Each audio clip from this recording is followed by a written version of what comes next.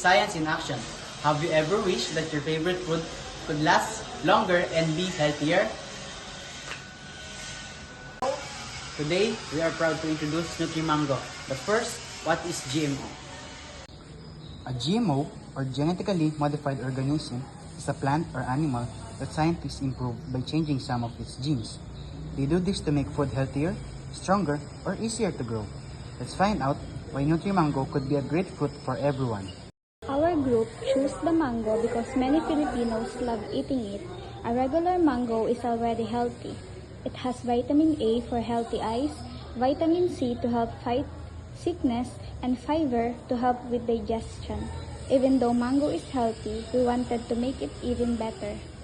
Meet NutriMango. NutriMango has more vitamins than a regular mango.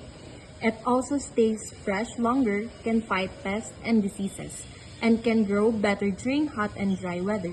Scientists can make these changes through gene editing.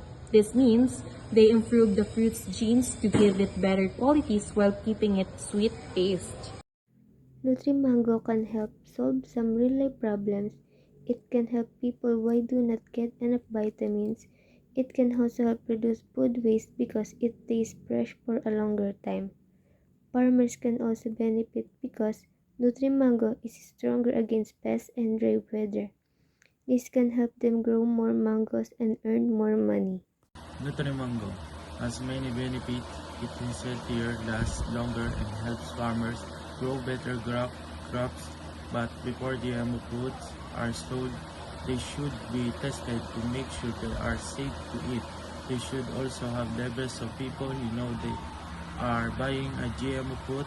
When used responsibly, GMO foods can help improve our lives. NutriMango is more than just a fruit. It is an example of how science and technology can help people. It can give us better nutrition, help farmers, reduce food waste, and support food security. With proper testing and safety checks, GMO fruits like NutriMango can become part of a healthier future. Choose NutriMango. Better nutrition, better harvest, better future.